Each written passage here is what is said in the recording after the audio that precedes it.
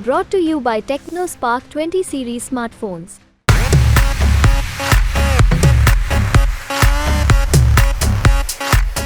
आपको मिलवाने जा रहा है एक ऐसी शख्सियत से जिसकी बगावत की गूंज ने पूरे राजस्थान की सियासत को हिला करके रख दिया है और उस सीट पर सबकी निगाहें टिकी हुई है। जी हां, हम बात कर रहे हैं चूरू की, जहां से कांग्रेस की तरफ से प्रत्याशी है राहुल कस्वा, जो चूरू से लगभग 2 बार सांसद रह चुके हैं। और ऐसे में आज उन्हीं से जानने और समझने की कोशिश करते हैं कि चूरू की चाशनी में किस तरह की राजनीतिक मिठास घुली हुई है। चलिए राहुल जी, बहुत बहुत स्वागत है आपका। नमस्कार मैम। राहुल जी, जब से मैं चूरू में आई हूँ तब से आपकी काफी चर्चाएं हैं, ऐसा क्यों? पॉजिटिव है ना?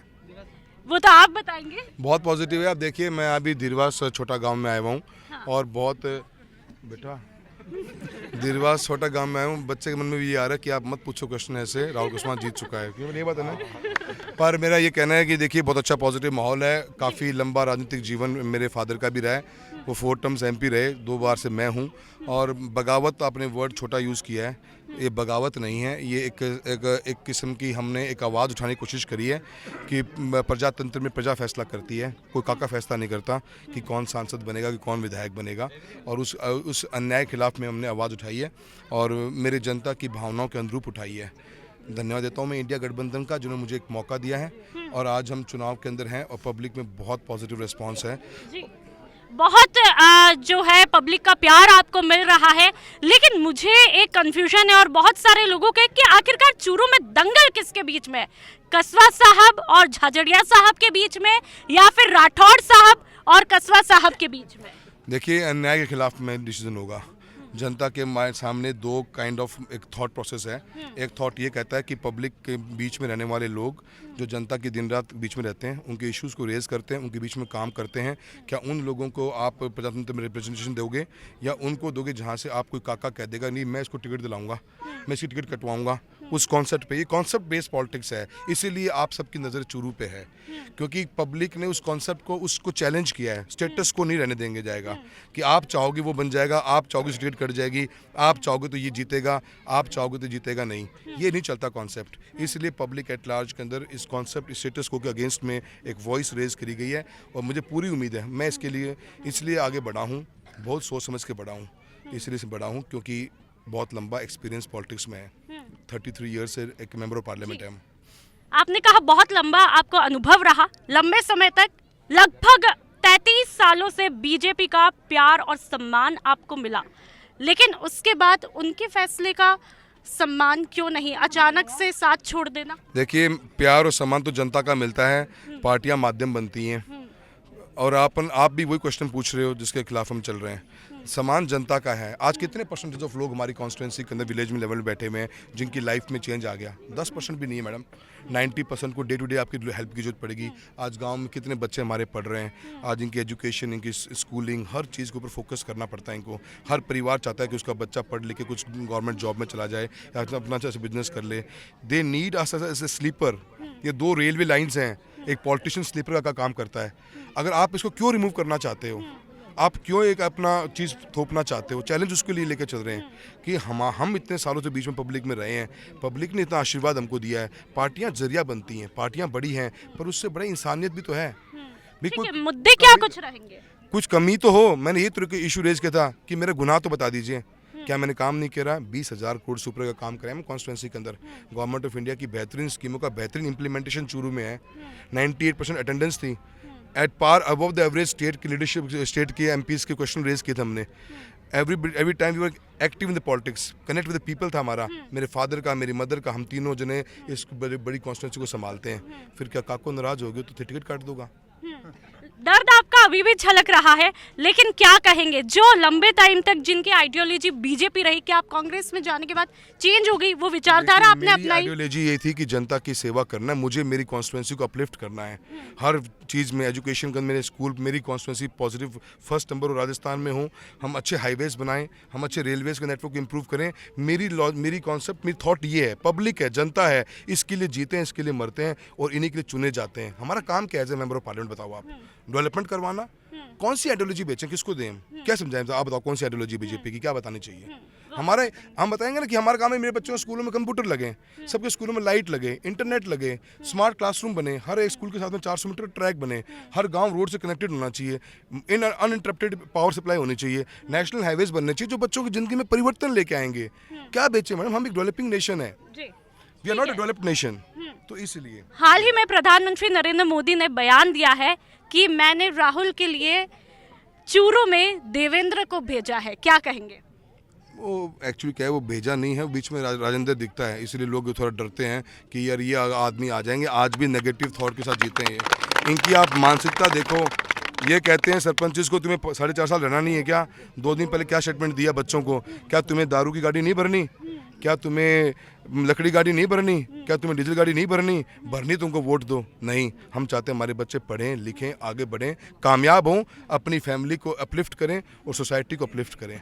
ये 2 थॉट के चुनाव है और थॉट जीतेगी जो हमारी है, पॉजिटिव है, कंस्ट्रक्टिव है, डिस्ट्रक्टिव पॉलिटिक्स नहीं करते हम। ठीक है, लेकिन आपके भाषणों में, आपकी बातों में ज्यादातर जो है वो देवेंद्र झाझड़िया के बजाय राठौड़ साहब क्यों रहते हैं? देखिए, जो प्रत्याशी भाजपा के हैं उनका तो कोई फील्ड में रोल ही नहीं है।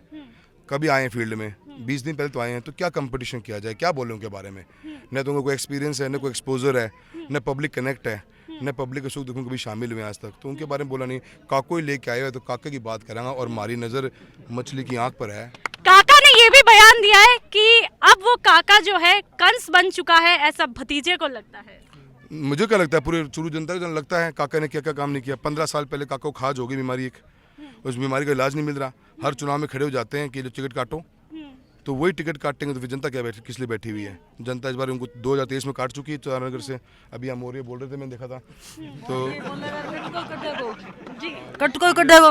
आने वाले समय के अंदर जो 24-19 तारीख को चुनाव होगा, उनको अपना मैसेज मिल जाएगा।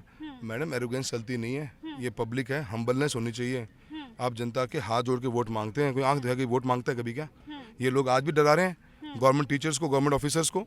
100 से ऊपर बच्चों को ट्रांसफ़र कर दिया, बदले और बदली की राजनीति करी है इन्होंने। हमने लोगों के दिल से जोड़ने की राजनीति करी है। दिल से जोड़ने की राजनीति की आप बात कर रहे हैं। एक दौर में बड़ा काका भतीजे का प्रेम भी देखा और उनके किस्से भी सुने, लेकिन अचानक से दिलों में दरार क्यों? मैडम, यही तो $1 मिलियन क्वेश्चन बच गया। चूरू जिले को जनता जानना चाहती है कि काका का दर्द है क्यों, बीमारी क्या है। 15 साल हो गया, न तो मुझे तो इलेक्शन लड़ना था MLA का मैडम, न मुझे इलेक्शन लड़ना था, उनको लड़ना था MP का। अगर इस बार लड़ लेते तो पता चल जाता, काका ने भी भतीजन दोनों नहीं, पर उनको लड़ना नहीं था। तो दर्द है क्या, वही तो डॉक्टर भी पूछ रहे हैं, सर दर्द कहाँ पे बता दो। और जनता जो रूपी डॉक्टर जो है ये पूछ रही है, हर आदमी पूछ रहा है कि आपकी प्रॉब्लम क्या है।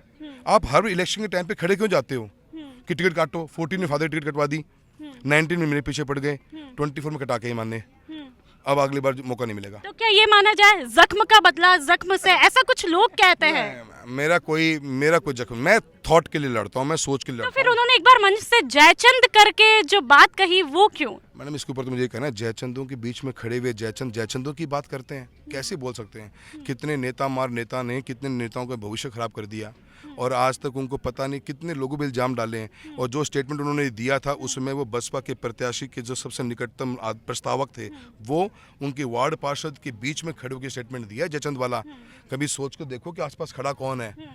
सीटिंग बसपा के पार्षद हैं वो लोग, सीटिंग बसपा के प्रस्तावक हैं, उनके बीच में आप बयान दे रहे हो। कितने लोगों के MLA के इलेक्शन में आपकी क्या कार सेवा करी हुई, हमें छुपा थोड़ना है, पर हमने आज तक कभी कुछ बोला नहीं। सादुलपुर की सीट बीजेपी क्यों हारी? बीजेपी को उसका मंथन करना चाहिए। भावड़ा जी हमारे ब्राह्मण नेता थे इतने बड़े, क्यों चुनाव हारे, क्यों को हराया गया? क्या हुआ सदाशहर में, क्या हुआ नौहर के अंदर? बताइए। आप तो टिकट पूरे स्टेट की बांट रहे थे और खुद अपनी सीट बदल रहे थे, लोगों ने बुला दिया आपके, हम क्या करें इसमें? ठीक है, लोगों का बहुत प्रेम मोहब्बत आपको मिल रही है जी, कल्टी करांगा। ठीक है, चलिए, लोगों का बहुत प्रेम और मोहब्बत जो है वो देखने को मिल रही है। मान लीजिए आप जीत जाते हैं तो जनता के लिए, चूरू की जनता के लिए इस मोहब्बत का कर्ज कैसे चुकाएंगे? बहुत अच्छा क्वेश्चन पूछा आपने। मैंने हमेशा कभी भी एक कोई टिकट के ऊपर मैंने बात नहीं करता कि हम ये कर देंगे वो कर देंगे। गवर्नमेंट ऑफ इंडिया की जितनी मिनिस्ट्रीज़ हैं उन सभी मिनिस्ट्री से हमारा फोकस रहता है। अगर आप हमारा बुकलेट देखेंगे जो में छपाया हमने हर डिपार्टमेंट का पैसा लगाया है, चाहे रेलवेज़ हो, चाहे हाईवेज़ हो, चाहे एजुकेशन सेक्टर हो, चाहे एग्रीकल्चर हो। हमने पैरेलल इकोनॉमी खड़ी करी है एग्रीकल्चर के अंदर। झींगा मछली पालन को हम बड़ा प्रोत्साहन दे रहे हैं। 100 करोड़ का प्रोजेक्ट का DPR बनने तैयार हो रही है एक बढ़िया एक्वा पार्क के लिए। बीमा का एक योजना आई बहुत बढ़िया, 7800 करोड़ का बीमा क्लेम डिसबर्स हुआ है पिछले 6-7 सालों में। We are highest in Rajasthan and number 2 और 3 इन इंडिया। तो हम गवर्नमेंट ऑफ इंडिया की स्कीम्स का पालन करते हैं और हम उसको पूरा एग्जीक्यूट करने की कोशिश करते हैं। इसीलिए आप देखोगे मल्टीपल फील्ड में हमारा जॉब हुआ है। हम एक ही पूरे राजस्थान में नेशनल हाईवे सैंक्शन हुआ है NH 703 which starts from Churu and ends at Jalandhar. It is the only one national highway notified in the last 5 years। सो वो हमने ही करवाया हमारी कॉन्स्टिट्यूंसी के लिए जो तारनगर से होकर गुजरता है। तो डेवलपमेंट ओरिएंटेड है, पता है स्कीम्स का कैसे एग्जीक्यूशन होती है, कैसे स्कीम्स का बेहतरीन फ़ायदा ले सकते हैं और करके दिखाया है। 20,000 करोड़ रुपीज़ का इन्वेस्टमेंट इन बीते हुए 10 साल में चूरू के अंदर हुआ है। So we are not afraid, हमें रास्ते पता हैं और सक्षम है, काबिलियत रखते हैं और एजुकेटेड हैं। मैडम करके दिखा देंगे आपको, देखना। चलिए राहुल जी, आपको बहुत बहुत बधाइयाँ। आप देखते हैं कि 4 जून को जनता क्या कुछ आईना दिखाएगी। चूरू की जनता उनके हाथ में है। आप देखना ना भूलिए कि 4 जून को क्या कुछ चूरू की तस्वीर रहने वाली है।